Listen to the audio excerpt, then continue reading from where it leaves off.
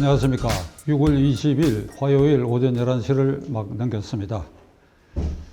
시청자 여러분들께서는 어저께 국회 본회의장에서 이재명 대표가 한 연설의 그 핵심 내용을 올 오전까지의 뉴스를 통해서 접한 분들이 많으실 것입니다. 철저하게 윤석열 정권은 5개 분야에 있어서 말하자면 나라를 망쳤다고 얘기를 한 것. 그 다음에 국회의원의 불체포 특권을 자신의 경우에 이를 행사하지 않겠다는 것. 뭐 이런 게 주요 뉴스인데, 특히 이재명 대표가 앞으로 검찰에 나에 대해서 영장 청구가 있을 때 불체포 특권을 행사하지 않겠다. 그러니까 국회 표결에 붙이지 않고 그냥 자진해서 영장 실질 심사에 응하겠다. 이 부분은 개헌하지 않고도 국회의원 개개인이 스스로 그 권리를 포기하면 되는 것입니다. 그냥 그대로 영장 청구 됐을 때 그 실질 심사, 법관 앞에 가서 실질 심사를 받으면 되는 것인데, 본인은 이제 그렇게 하겠다. 그런데 그 말을 하려면 제1야당, 과반수를 넘는 제1야당의 대표라면 사과부터 해야지요.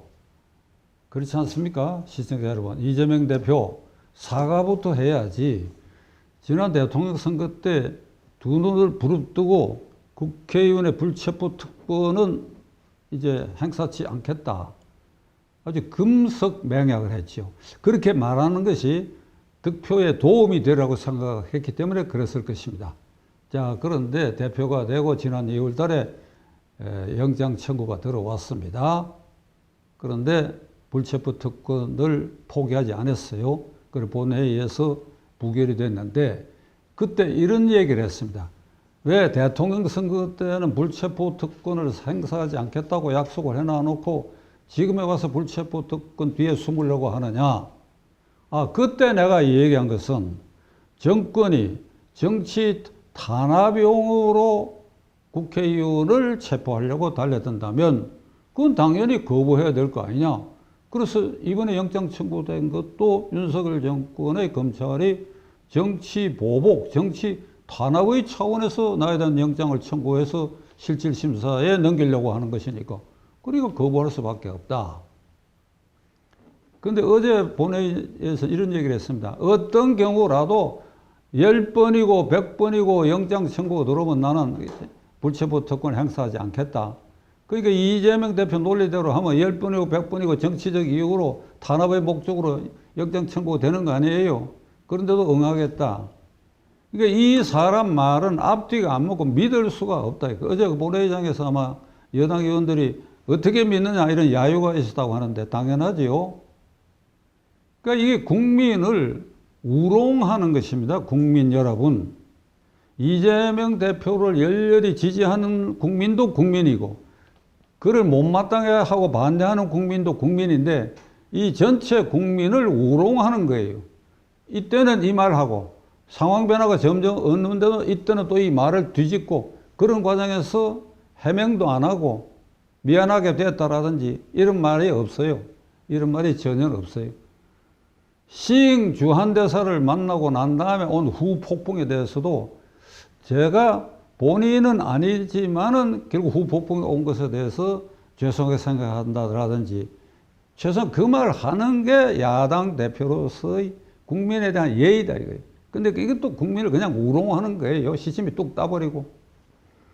이번에 이내경이라는 사람을 혁신위원장으로 임명했다가 9시간 만에 그의 전력 때문에 스스로 물러섰는데, 이번에는 모 대학 법학전문대학원의 헌법인지 형법 교수를 했던 여교수를, 김은경이라는 여교수를 혁신위원장에 이제 임명했는데, 과거 금융감독원 부원장을 잠시 했다 그래요. 아마 법학전문대학원 교수니까 아마 그렇게 한 것 같은데, 자, 그런데 그 김은경 비상대책위원장이 경향신문과의 어제 그저께 인터뷰를 하면서 이런 말을 했습니다.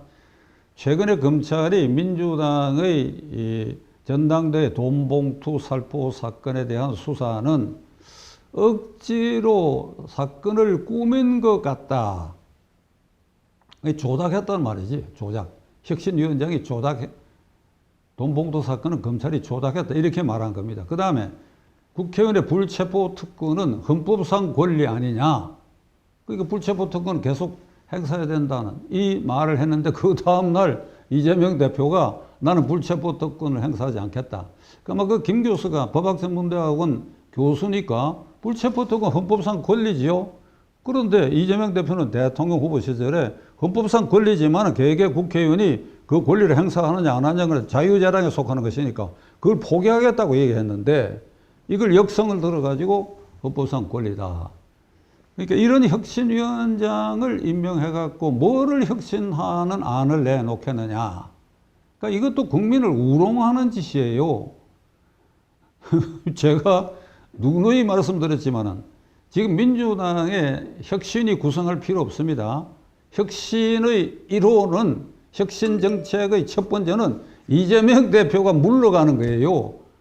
혼자 간단히 물러간다는 기자회견하고 물러가면 그뿐인데 거기 곁들여가 이원지까지도 포기하겠다. 이원지까지도 나는 반납하겠다. 이러면 더욱 좋지요. 그게 혁신이야. 그러고 난 다음에 그 떠난 자리에 이재명 씨가 걱정할 필요가 없어요. 나머지는 이 국회의원들이 알아서 하는데 이재명 대표보다 훨씬 나은 비대위원장이 나오거나 조기 전당대회에서 대표가 나올 거 아니냐 이 말이야. 그런데도 이내경, 김은경 전부 이재명 아바타 자기를 보호해 줄 사람 이런 사람들을 혁신위원장 시켜가지고 이 국민을 철저하게 무롱하고 있다. 어제도 말씀드렸지만 약간 빠뜨린 부분이 있는데 후쿠시마 사태에 대해서는 이게 과학이에요. 11개 국가, 미국을 비롯해 한국 포함해가 그리고 IAEA 이 과학적 검증 자체도 아예 그 결과가 나오기 전에 독극물을 풀었다. 이건 핵 폐수다. 그냥 방사능 물질을 태평양에 퍼부으려고 한다. 태평양에 퍼붓다가 치자. 그러면 제1피해 국가가 미국이야. 알루산 열도에서 알래스카로 해갖고 미국 서해안으로 이렇게 돌아서 그리고 4년 뒤에 한반도 쪽에 이 바다로 유입된다는 거 아니에요. 제1피해 국가가 미국이야. 그 미국이 지금 조용해서 이 결과를 지켜보겠어. 한 말씀 드렸죠. 미국이 국민의 이게 식품의 생명 안전을 지키는데 얼마나 무서운 나라라고 하는 거 제가 예를 들어서 말씀드린 바가 있습니다. 그럼 미국도 있고 그런데 한국의 야당이 정치적 목적으로 그것도 좁히면 야당 당수 개인의 방탄을 위해서 이런 터무니없는 비과학적인 말을 쏟아내고 세계 물리학 분야에 있어서 원자 방사능의 전문가들의 견해도 돌팔이라고 해버리고 이게 도대체 코리아가 이게 어찌된 나라냐 이 말이야. 이게 나라 망신시키고 이 종당에는 결국은 국민을 우롱한다 이거예요. 국민이 가만히 있으니까 막 퍼부어대고 마음대로 하고 뭐 이럴 때는 불체포 특권을 행사 안 한다 그랬다가 이게 행사하고 정치적 답변이니까 행사하고 그다음 뭐 혁신위원장 그 번거롭게 이내경 낙마시키고 김은경 세워놨더니 또 이 꼴이고. 시청자 여러분, 제가 오늘 아침에 이 얘기를 한 8분가량 이게 쏟아냈는데 이 말을 하려고 오늘 이 방송 시작한 건 아닙니다. 오늘 이 방송의 그 썸네일 핵심은 이런 민주당, 이런 이재명의 민주당을 상대하는 국민의힘 당에 대해서 그대들 지금 뭐 하고 있느냐. 이걸 말하려고 하는 것입니다. 오늘이 6월 20일인데 내년 22대 총선거까지 딱 290일 남았어요. 헤아려 보니까. 290일이라고 그러면 이제 금세 성큼 다가옵니다. 지금 6월 말이죠. 7월, 8월, 9월, 12월. 그렇게 되면 이제 공천 문제가 이제 떠오르고 지금 290일 남았는데 이 이재명의 이 민주당이 각종 여론조사에서 정당 지지율에 이게 앞서고 있다 이거야. 기가 막힌 현실이다 이게. 저는 기본적으로 여론조사를 믿지 않는다고 여러분들에게 말씀드린 바가 있습니다. 그런데 추세라는 게 있어. 그 현재 추세는 어느 정당을 지지하느냐 이래 물었을 때 이게 민주당 지지율이 높다. 물론 부동층이 있긴 한데. 그러니까 현재 이런 상태에서 290일 남았다. 그리고 후보 등록까지는 270일 남았다. 270일 남은 그 후보 등록까지는 딱 9개월 남은 이 시점까지 이 국민의힘당 현재 김기현 대표 체제가 이 공천도 하고 이 선거에 대응해야 되는데, 그래, 어느 정도 준비를 하고 있으며 어떤 태도와 각오로 이게 공천 룰을 만들고, 그래, 어떤 정책을 개발해 가지고 저게 터무니없이 생떼 쓰듯이 거짓말 폭탄을 퍼붓는 저 민주당 이재명을 상대로 해갖고 얼마나 과학적인 증거를 대가지고 국민을 이해 설득시키는데, 저쪽에서 100의 거짓말 폭탄을 퍼부으면 여는 2, 300으로 이게 엎어치기를 해야 되는데, 그런 보관과 전략과 전술을 갖고 있는가, 이 말씀을 오늘 아침에 드리려고 하는 것입니다. 내년 국회의원 선거에 국민의힘당으로서는 또 윤석열 대통령도 물론이고 절체절명의 과제가 과반수 의석을 확보하는 겁니다. 지금 169석의 민주당, 그러니까 지금 한 110석쯤 되는 모양인데 국민의힘당이 자가 과반수를 넘지 않으면 어떤 불행한 일이 생길 것인가 생각만 해도 끔찍해요. 과반수를 저쪽에 뺏기게 되면 재신임 됐다 이래가 가을부터는 정권 타도, 그게 불행하게도 만일 3분의 1을 확보하게 된다면 대통령 탄핵 바로 나오겠지.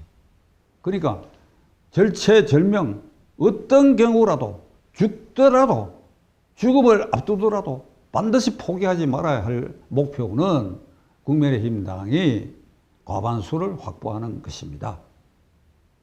자, 여러분들 기억을 한번 상기시키기 위해서 지금 21대 국회에 국민의힘당이 이 과반수에 훨씬 미달되게 된 수치를 말씀드릴게요. 수도권에서 서울, 경기, 인천에서 참패했기 때문입니다. 자, 말씀드릴게요. 서울, 경기, 인천 121개 의석, 지역구 253개 중에 거의 절반입니다. 서울이 49개 중에 민주당이 40개, 국민의힘당이 달랑 9개, 40대 9. 이게 15대 선거 96년에 있었던 데를 비교를 해보면 그때 김명삼당의 여당인데도 27석과 21석이었어요. 과반수를 훨씬 넘었어요. 근데 이게 문재인 정권 아래에서 21대 선거에서 40대 9. 이게 뭐 완전히 박살난 거지. 강남 지역 일부에만 9명 된 것이. 그 다음에 경기도 49대 8. 49대 8. 경기도에 민주당이 49석, 국민의힘당이 8, 49대 8. 인천 민주당 11석, 국민의힘당 2석. 그렇게 해서 수도권에 100석 대 19석. 자, 이재경이 돼버려. 이재경이.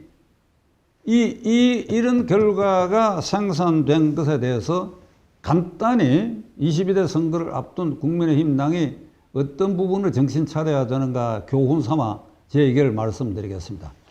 여러분 기억하시지요? 그 3년 전 21대 선거, 이 결과가 나온 이 선거에 당대표 황교안, 공천심사위원장, 국회의장을 지냈던 김형호, 요 시스템이 공천관리하고 선거를 책임졌어요. 자, 우선 황교안 당대표부터 얘기하겠습니다. 이 사람이 당대표 자리에 앉아가지고 표를 갉아먹는 일을 했어요. 당대표가 표를 얻는 데 기여한 게 아니라 갉아먹었어. 어떻게 갉아먹었느냐. 당대표는 종로에 나오는 게 좋다. 이제 이런 여론이 뜨니까 이 황교안 측근에서 이게 아주 당선이 쉬운 지역, 경기도 일부 지역, 이 강남 3구 이런데 황교안이 나가면 어찌되나 이런 여론조사를 한 것 같아요. 이게 언론에 보도가 됐어. 그러니까 쉬운 곳에 지역구로 나가려고 한다. 그러니까 그 무렵에 민주당은 이낙연 전 총리가 종로에 나간다. 이렇게 운을 떼운 상태야. 그런데 황교안 대표가 쉬운 데를 물색하고 있다 그러니까 딱 치고 나왔어. 이낙연 전 총리가 나 종로에 나간다. 그 선수를 뺏겨버렸지요. 그 뒤에 밀려가지고 종로에 나갔어요. 이거는 선두에 선 장수가 싸움을 포기한 거예요. 처음부터 당대표는 지역구에 나간다는 말이 나오는 그 순간에 기자회견을 통해서 종로에 나간다. 내가 정치 1번지에 나간다. 이러면 저쪽이 이낙연 씨 그 성격상 뒤로 쭈비쭈비하면서 안 나왔을 가능성이 있고 더 만만한 후보가 나왔을 거예요. 그 종로 틀듯이 됩니다. 이거 전체의 선거 분위기를 이렇게 끌고 가는 겁니다. 어떤 사람은 비례대표로 나가야 된다는 얘기겠어. 미친 소리야, 미친 소리. 당대표가 비례대표로 나가? 그래서 선거를 지휘해? 아니야. 정치 1번지에 나가 싸움이 어렵다고 예상되는 그 후에 나가서 열심히 싸우는 그 자체가 나머지 지역의 후보들에게 힘을 실어주는 거예요. 돌아다니면서 지원 연설을 할 필요가 없는 거예요. 이 선거의 개념을 모르는 자들이 황교안을 보호하려고 한다는 짓이 황교안이 떨어지고 전체 선거의 분위기를 침잠시켰다. 첫째. 둘째로 김형호라는 자가 한 공천이 이게 개판 공천이었어요. 부산 영도중구 출신 여자의원 황보인가 하는 여자의원 어저께 가정사와 무슨 정치자금 문제로 경찰 수사를 받고 뭐 복잡하고 아이고 그 영퀴퀴한 뉴스 모두 진지를 쳤는데 자진 탈당하고 다음 선거 안 나가겠다고 했는데 그 황보를 거기에 무리하게 꽂은 게 김형호야. 김형호. 부산 사정 제가 너무나 잘 아는데 그 지역은 어떤 법조인이 몇 년간을 다진 구역이야. 그런데 그 사람을 김형호 위원장이 불러가 너는 그 옆에 지역에 가가지고 너는 이름이 잘 알려져 있으니까 거기서 당원 투표로 결정하라. 그리고 이건 전략 공천으로 황보라는 여성 후보를 공천한 거예요. 그게 떨어졌어. 홍준표 의원의 경우에도 나는 양산에 나가서 김두관 민주당에 중진하고 붙겠다. 이랬더니 김형호 의원이 찾아가서 그것도 나가지 말라고 그랬어. 공천을 안 줬어.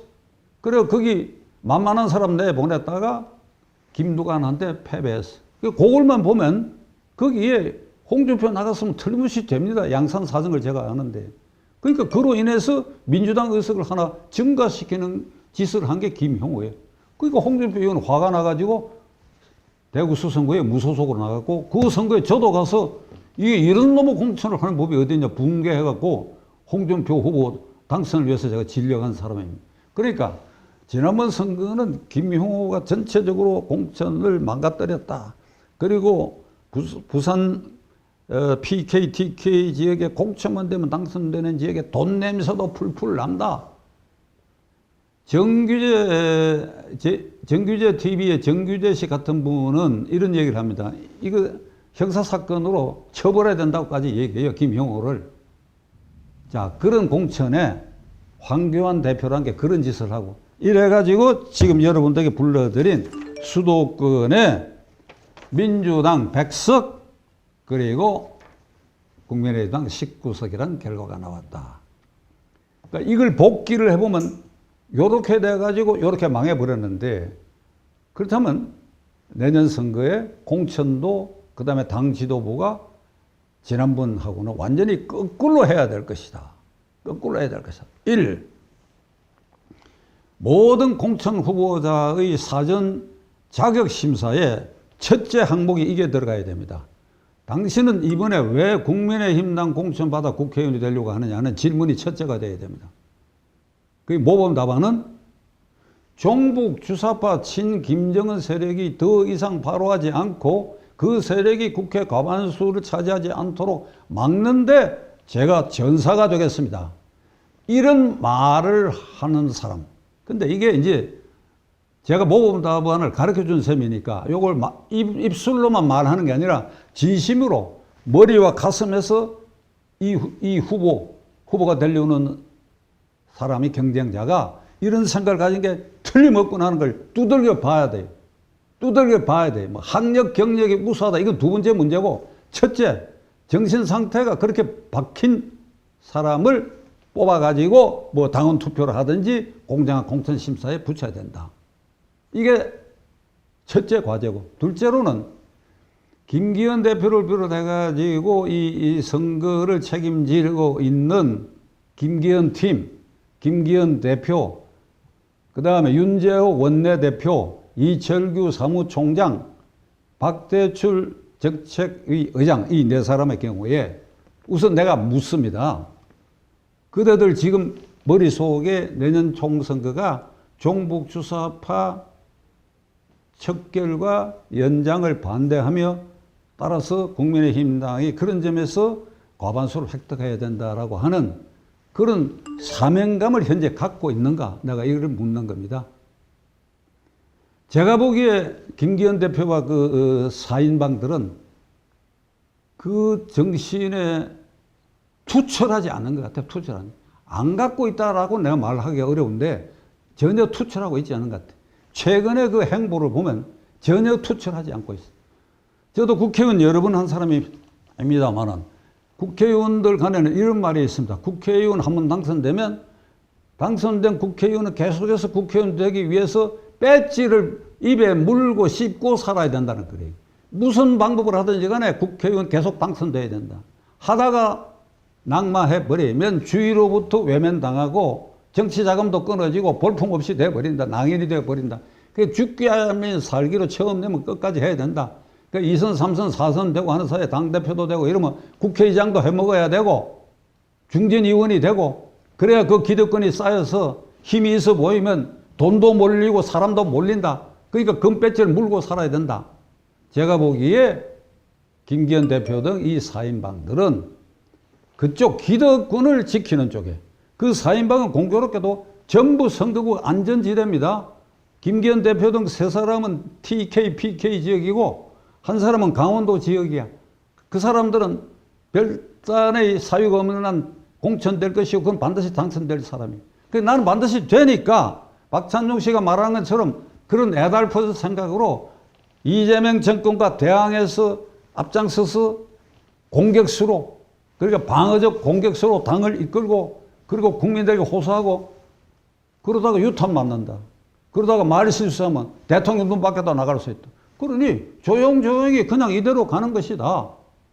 박찬종 씨가 아침에 지금 터무니없는 얘기를 한다. 이런 심경이 당 사인방에게는 아마 들지 않겠느냐. 그렇다면 당신들은 역적질을 하고 있는 것이다. 무슨 역적질? 종북주사파 친김정은 정권이 계속해서 국회를 차지해도 좋다고 하는 것에 대해서 방관자적 자세는 이거 역적질이랑 마찬가지. 이번에 과반수 놓치면 앞에 말씀드렸죠. 불행한 일이 일어난다고. 그런데도 그럼 우리는 국회의원이 되니까 야당 의원이니까 국회의원에게 주는 모든 혜택 그대로 누릴 수 있지 않겠냐. 그래 누릴 수 있을 거예요. 그 죽은 목숨이야. 죽은 목숨. 그러면 어찌해야 되느냐. 지금 제가 말씀드린 여기에 이 질문에 해답이 다 들어가 있는 겁니다. 그러니까 이 문제는 제가 지속적으로 더 심각한 얘기를 앞으로도 계속해서 할 생각입니다. 오늘은 이쯤 얘기를 해서 일단 김기현 대표 등 사인방에게 경고하는 것으로 그대들이 22대 국회의원 선거 290일 남은 이 시점에 어떤 정신무장을 해야 되며 어떤 공천 룰을 만들어 가지고 어떤 후보를 추천해 가지고 어떻게 대응해야 되며 저 망나니 짓을 하는 국민을 조롱희롱하는 이재명을 어떻게 척결할 것인가 하는 데 대해서 전사적 자세를 가다듬으라. 이게 오늘의 결론입니다. 경청해 주셔서 감사합니다.